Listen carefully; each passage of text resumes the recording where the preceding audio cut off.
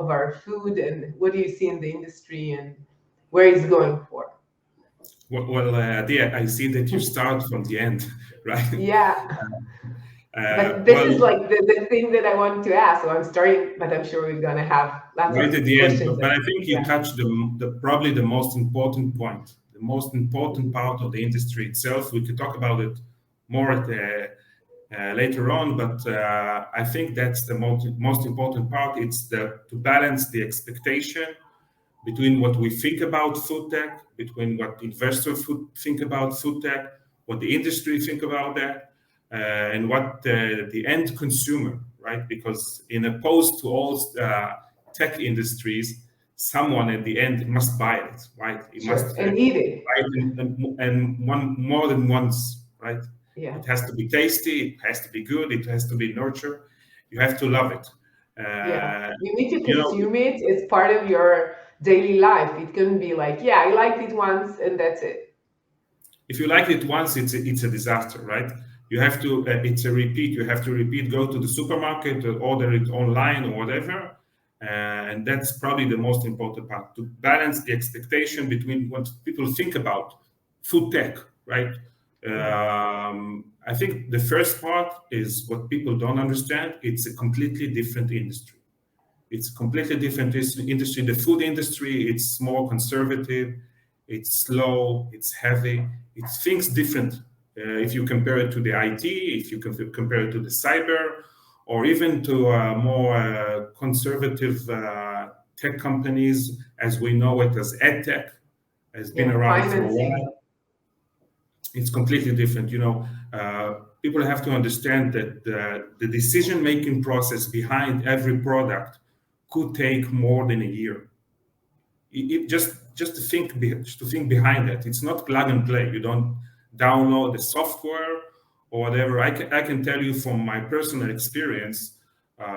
In one of our activities here in Israel, we represent Unilever.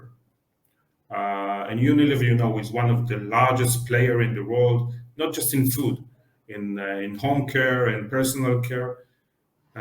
People have to understand that just to get the idea behind it and try to gather all the professional behind that, it could take even just the conference call behind it. It could take three months. Wow. So people have to understand that the pace of this specific industry is completely different. It's going to take more time than we think. People have to have more patience behind that. And I think that brings me to maybe one of the most important part of issues behind food tech. It's the people behind it. We haven't talked about it in the past, but I think in opposed to other tech companies, most of the founders come from the universities or from the labs. They are not business people. They look at the world completely different. They like the white suit or something like that they wear at the labs. They like to deal with small stuff, but it's very difficult for them to understand how the business world works. Yeah. And in Israel, especially in Israel, I think there is a limited number of management professional that could leverage their professional experience into the food tech industry. I can name you.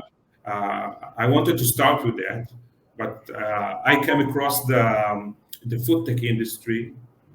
I think it was something like 5 years ago. In coincidence, I was scrolling around LinkedIn, and I saw an ad from the Kitchen Tech Hub. It's connected to Strauss. It's located in Ashdod. They're looking for a business analyst part-time. And so I thought about that, and it could be interesting, but just talked to a couple of friends of mine. They connected me to Amir Zeitman. We can talk about him later, but I think he's one of the most important part of the Israeli food tech ecosystem. Is the most powerful influencer behind that. He started that with Jonathan, the CEO of the Kitchen Food Tech Hub. I think it was 6 years ago. He can bring the unique capabilities of experience of management and the connection with food. And I think we could talk more about that, the balance in the expectation, and how food tech startup could leverage the amazing idea that we have here. Really, I Yeah. think Israel is, you can take Israel or Netherlands, I think Amsterdam and San Francisco. These are probably the most vibrant ecosystem of the food tech hub in the world. You can add Yeah. New York, but you can add New York all the time. Yeah, it doesn't matter.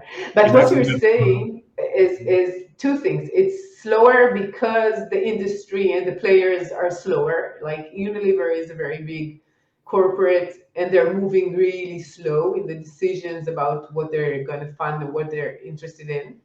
But what you're saying, it's more than that. The fact that we're creating something that someone needs to consume and changes behavior really substantially. It's not like, yeah, I'm trying to reduce eating less meat for one day and that's it. Maybe I'll change it like in half a year, I will go keto or whatever.